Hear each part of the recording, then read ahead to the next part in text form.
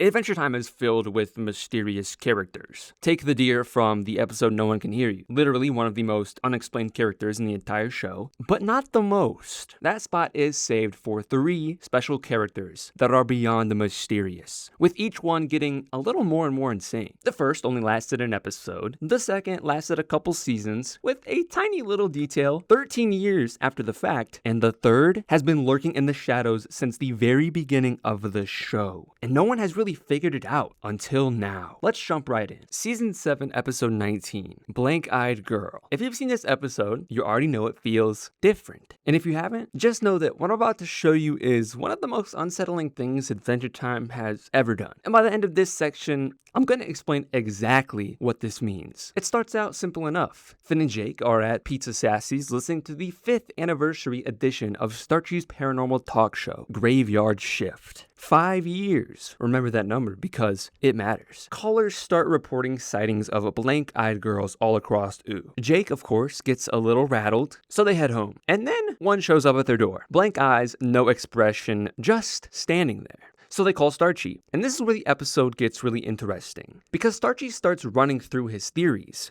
and every single one of them fails. He says she's a vampire, can't come in unless invited. She walks right in. He says she's a fairy, offer her some cream. She licks Jake's thumb and walks away. He says she's a haint, play the clarinet. 5 more girls emerge and start dancing to it. Every theory fails. Finn and Jake eventually hit the library and discover the blank-eyed girls are an urban legend that first appeared about 5 years ago, the exact same time Starchy's radio show started. Finn connects the dots. Physical manifestations created by the mind. Entities that only exist because people believe in them. So he tests it out, walks right past the girls, acts like they don't even exist. And it worked. But Jake can't do it. He's too scared. The girls surround him until he finally gives in. And then, probably one of the most strangest things to happen in an Adventure Time episode. They stop, the girls pop out their contact lenses, pull off the long black hair, and those creepy bodies, just suits. They unzip and step out of them like costumes. And underneath are these tiny, formless, dandelion seed-looking spirits. No faces, no threat. They float up and out through the window and disappear into the night sky. And Bimo just says,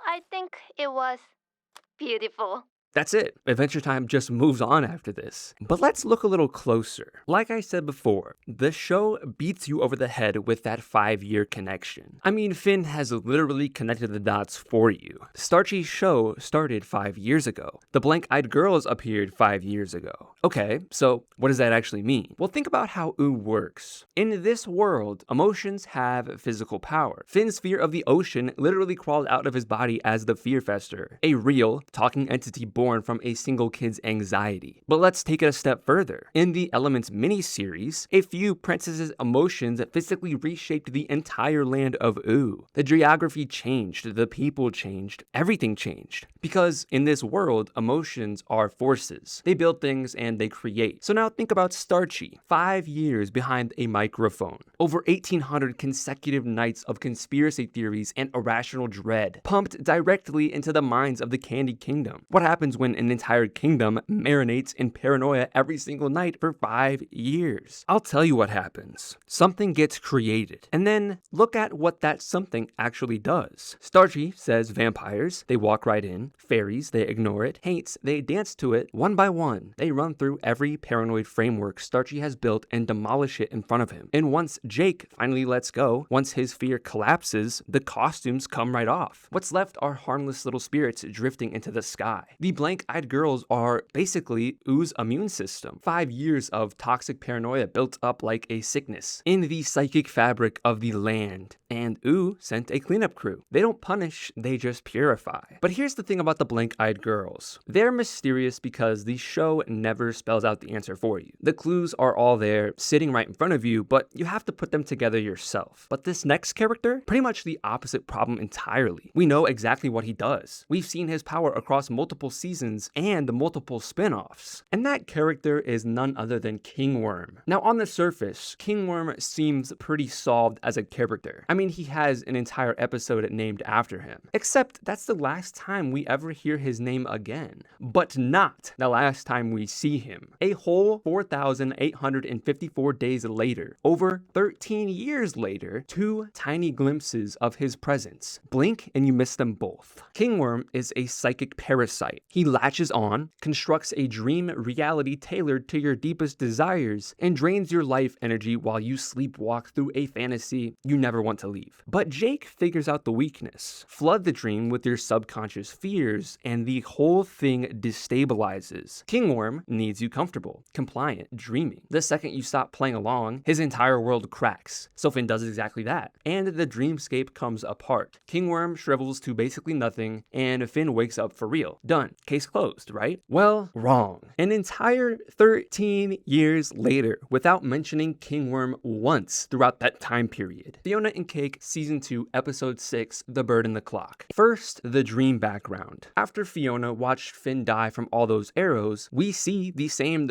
warped, glitching visual style from Finn's Kingworm dreamscape back in the original series. Second, and this one is even more discreet and wilder in my opinion, Fionna's face distorts for around 3 frames, just like the way Peppermint Butler's face distorted back in the original series. Again, 3 frames, 13 years later, and after that, nothing. We never actually see Kingworm in Fionna and Cake. So why are his visual fingerprints showing up in dream sequences across a completely different universe years later, attached to completely different characters? Well, this exact same season of Fionna and Cake gives us an answer. It introduces the karmic worm, the cosmic owl's brother, banished eons ago to the undergrowth, this root system beneath the multiverse. And he's been down there ever since, eating pain, unprocessed emotions, regret, trauma, grief, fall into the undergrowth as red orbs. The karmic worm then consumes them, processes them, and returns them to their owners as something they can actually deal with. Now let's put those 2 characters side by side, and tell me what you see. Kingworm feeds on people at a psychic level, traps them in false realities, drains their life energy. Karmic worm feeds on people at a psychic level, absorbs their unprocessed trauma, returns it healed. Both are worms, same feeding mechanism, but mirror opposite function. One helps you face the hard thing, and the other makes sure you never have to. Cure and disease, same organism, same ecosystem. So I don't think it's a coincidence that Fionna and Cake introduced the karmic worm in the exact same season that it visually quotes Kingworm after 13 years of nothing. I think Kingworm belongs to something much bigger than Finn's living room. I think he's a cosmic entity. The blink and you miss it references in The Bird and the Clock, that was the show trying to tell us this, that Kingworm was never limited to one dream, one house, one universe. I mean, why else would they bring him up after not talking about him for 13 entire years? So now, the blank-eyed girls showed us that Ooh has an immune system of some sort. Kingworm and the karmic worm get introduced as 2 new cosmic entities operating at scales we can barely see, and somewhere in that ecosystem, there's one more character, one that makes Kingworm and the karmic worm, all of it, look tiny. And to this day, no one truly knows what this character means, but I think I solved it. We know for a fact that Prismo has a boss, and it first gets introduced to us in Season 7, Episode 23, Crossover. Prismo is explaining the stakes of a situation involving the Lich and a Farmworld Finn, potentially tearing a hole in the multiverse. Pretty standard cosmic stuff, but right in the middle of this explanation, something shifts. Prismo, the guy who's usually cracking jokes and offering you pickles, gets super serious, genuinely, visibly serious. And he says,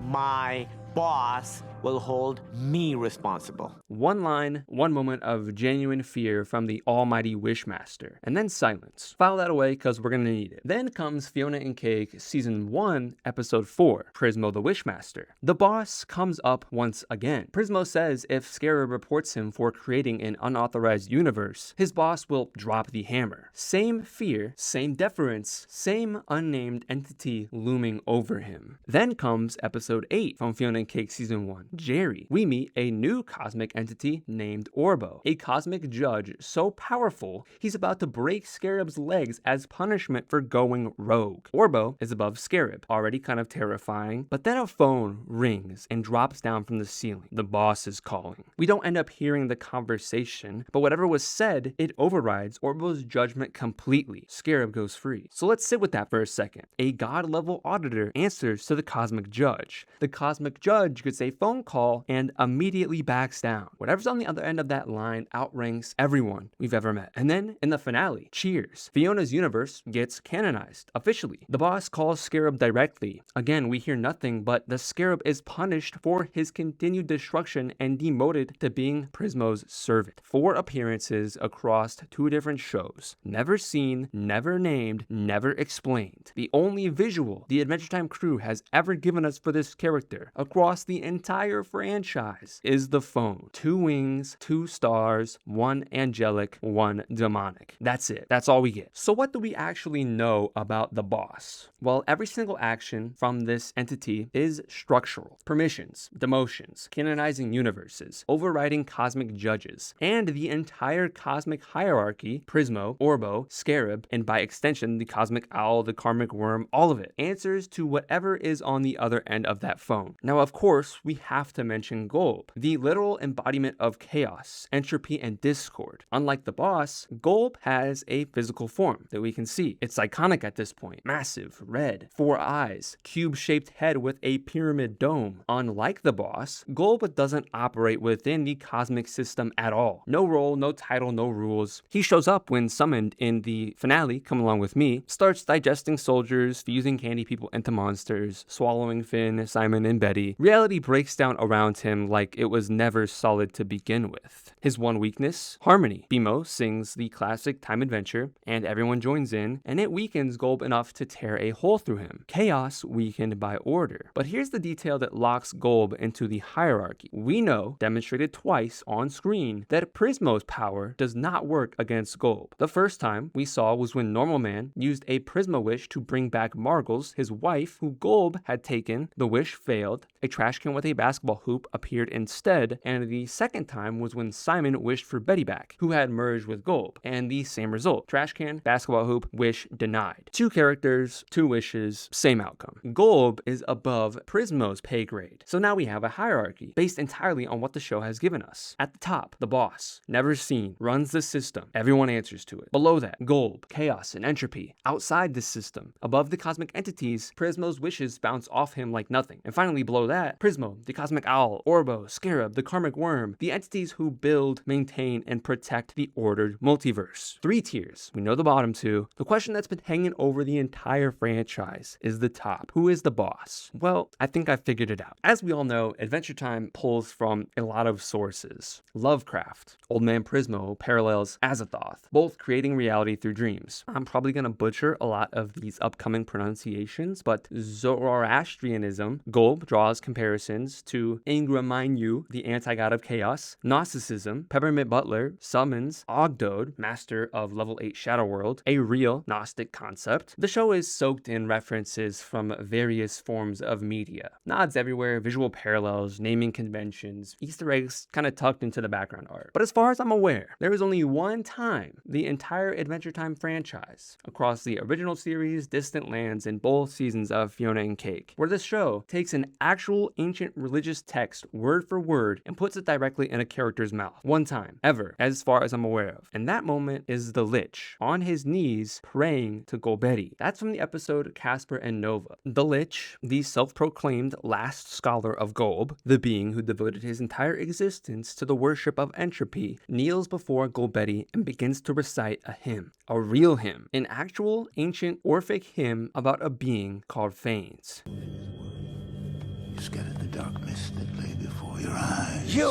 And flapping your wings, you whirred about and through this Hey, world. Lich! Pure. What did you do to my spell? Word for word, on screen, in dialogue. Every other mythological reference in the show is a nod, a wink, a design choice. Even the being Malice technically is a being. Malice, its own thing, but obviously heavily referenced to Abraxas. However, this is the show reaching into a specific ancient tradition and quoting it directly, planting a flag, saying that this one matters. Pay attention to this one. So let's pay attention. Orphism, an ancient Greek mystery religion built around teachings attributed to the poet Orpheus. And Orphism has a very specific cosmology, a very specific hierarchy of who sits where in the power structure. At the very top sits Kronos and Anarchy, time and necessity, two intertwined primordial forces, the very first things to exist. They take the form of two great serpents coiled around each other, inseparable, functioning as one. And across multiple ancient sources, they are technically described as incorporeal, beyond physical form, beyond comprehension, before everything, above everything. Below them, chaos, entropy, disorder, born from Kronos and Anarchy. Below chaos is Phanes, the firstborn god, the bringer of light, born from chaos, the one who builds the cosmos, creates the other gods, establishes the ordered structure of reality. Three tiers: Kronos and Anarchy above chaos, chaos above Phanes. Now put the show's hierarchy next to that. At the very top, the boss, never seen, incorporeal, two wings on a single phone, one angelic, one demonic, two forces represented through one device, neither good nor evil, above everything. Below that, Golb, chaos and entropy, above the cosmic entities. Prismo's wishes can't touch him. Below that, Prismo, the cosmic owl, Orbo, the karmic worm, Scarab, the entities who build, maintain, and protect the ordered multiverse. Three tiers, same structure, same power relationships. The hierarchy the show built across 10 seasons and 2 spin-offs maps directly onto the hierarchy of one ancient tradition the show chose to quote on screen word for word. So now let's look at the top tier again. Kronos and Anarchy, two primordial forces, intertwined, incorporeal, inseparable, represented in ancient sources as two serpents coiled into one form. The boss, never seen, never named, represented by one phone with two wings. Two forces, one device, one phone, two wings. I think Prismo's boss is the Adventure Time equivalent of Kronos and Anarchy, time and necessity. The two intertwined primordial forces that sit at the very top of the Orphic hierarchy. The tradition the show directly quoted. Incorporeal, above Golb, above everything. The reason the system exists. The reason there are rules. The reason there is a wishmaster and a cosmic owl and a karmic worm and a god auditor and a cosmic judge. All of it traces back to whatever is on the other end of that phone. And the phone told us what it was the entire time. One angelic wing, one demonic wing, two forces, neither good nor evil, both intertwined, inseparable. I think the one time that the Adventure Time crew decided to show what the boss might look like is on purpose. We're supposed to use that as a clue. Then you take what happened one episode later, a direct quote, word for word, from Orpheism. I don't think those are coincidences. Now, a lot of people believe that this is just one of those things that the Adventure Time crew throws in to pick back up on in future projects. And of course, that probably is the case, but it also makes sense on why we might not ever see a physical form that the boss would represent, because technically there is no physical form that the boss could represent. So it all kind of flows and fits together. But that's exactly who I believe Prismo's boss really is. Of course, at the very end of the day, all of this could be incorrect as it's just a theory, and who knows, maybe Fionna and Cake Season 3 will finally show us who the boss really is. But from what we have to go off of, I think this is a pretty strong theory. Of course, let me know what you think about it in the comments. Did I miss anything? Did I overlook something completely? Please let me know. Let me know if this is the type of content that you all want to see, breaking down mysteries, explaining things, over-explaining things, or if you want some type of other video entirely. Please let me know. If you like this video, please make sure to like, it really helps, and of course subscribe, all the YouTube stuff, it does really help, and I really do appreciate all the support and all the comments. Even though I might not respond, I still do read every single one. Just wanted to let you all know that, but as always, stay adventurous.